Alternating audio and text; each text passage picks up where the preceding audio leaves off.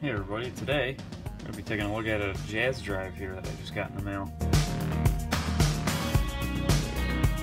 Okay, so for those who don't know, the Jaz Drive is a disk-based storage method, similar to like a floppy drive and that, but as you can see, it's actually a 1 gigabyte. And the reason why this was so popular is that this came out in about 1996, I believe. And at that time, your only choice was either a zip disk, which was about 100 megabytes. And here's a zip drive right here, which, you know, they actually do look pretty similar. Or you had to use floppy disks, which were only 1.4 megabytes. And this held 1 gigabyte of information, and just to show you how many floppy disks it would take, it would kind of look like this. And just to give you an example of how many one of these would equal in zip disks, it would kind of look like this. So we're going to take a look at this. We're going to get, it is SCSI interface, which is a lot faster than serial, which was on the zip drive. So I'm curious to see how much faster it really is. So we do have to have a SCSI controller card installed into our computer. So we'll go ahead and do that. Let's see how much fun we can have with one of these so many years later. Okay, so here we are inside the computer. And here's our SCSI controller card. And it does have some internal SCSI adapters, so if I did have a SCSI hard drive, I'd be able to hook it up, but we don't. So let's pop this baby in so we can play around with our Jaz discs. Alright, we gotta take one of these things out. Yeah, there. Whoa! There it goes. I think that was a good one to use. Maybe not. Wire's in the way over there. Yeah, it's a bad spot. I think we'll use this one.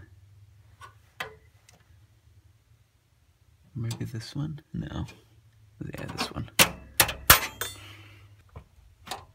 There we go. Gotta find a screw.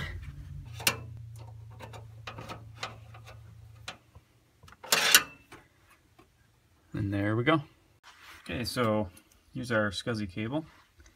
And you just gotta plop it right in here if you have it going the right way.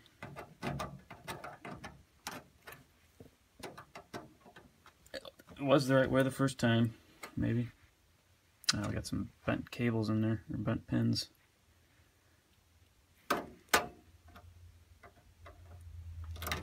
There, I think. Yep. Now for the back of the Jaz Drive. I think it's this one. Upside down again. No, it wasn't. There we go, snaps in. Power. Okay, I think we're ready to turn it on and install some drivers. Well, I found the PCI SCSI card, so maybe we don't need drivers, we'll see. Did find, yeah, that's the whole number and everything, so it knows what it is. And it knows what it can.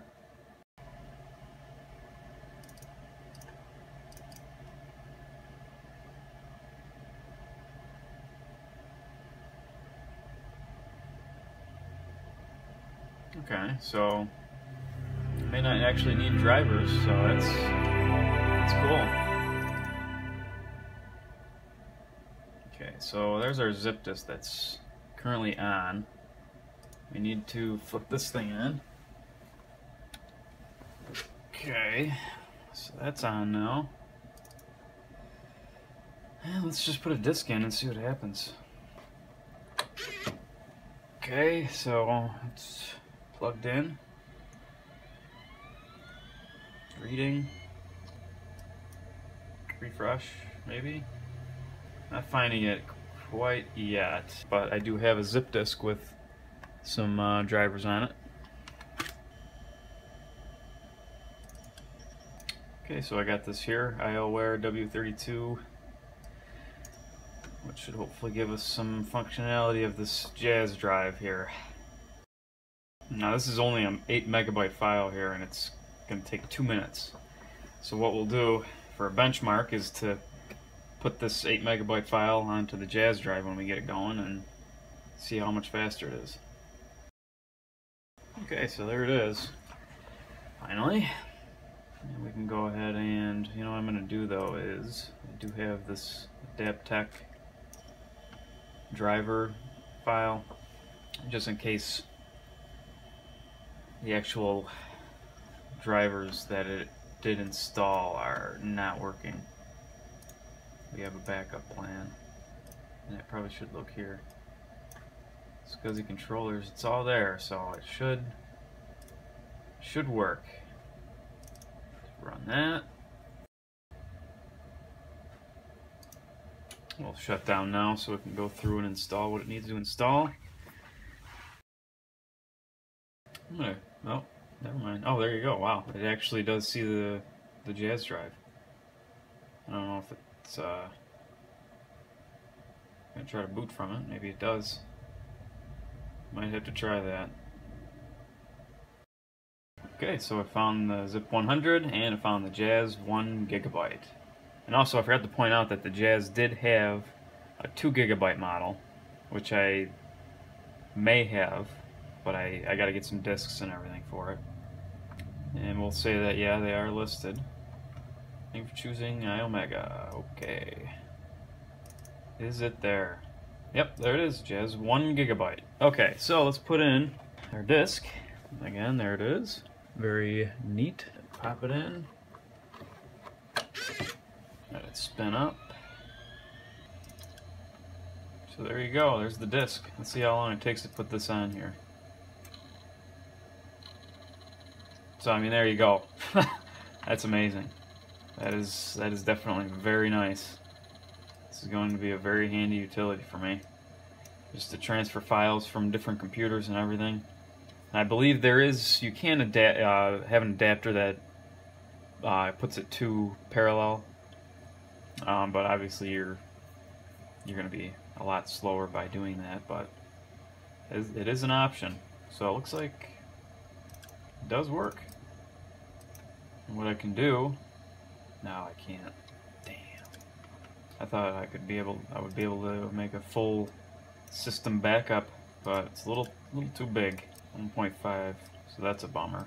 I can do this though. I'll put my Windows 98 SE disk on my Jaz disk. Isn't that exciting? So we'll let that go through.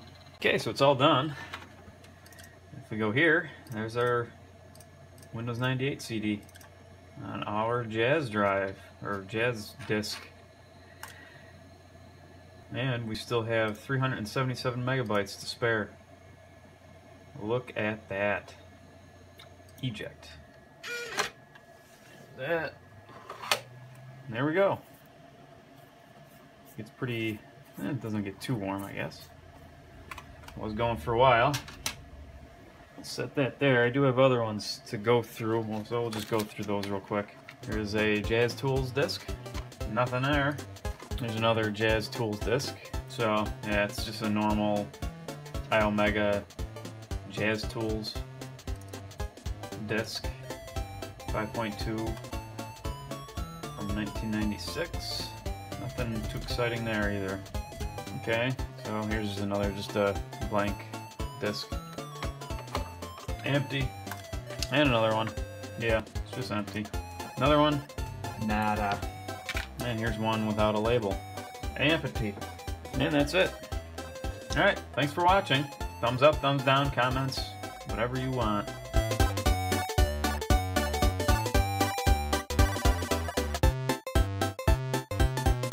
I am curious about being able to actually boot from a Jaz drive. But that might be a different video. Yeah, that's a different video. Fuck it.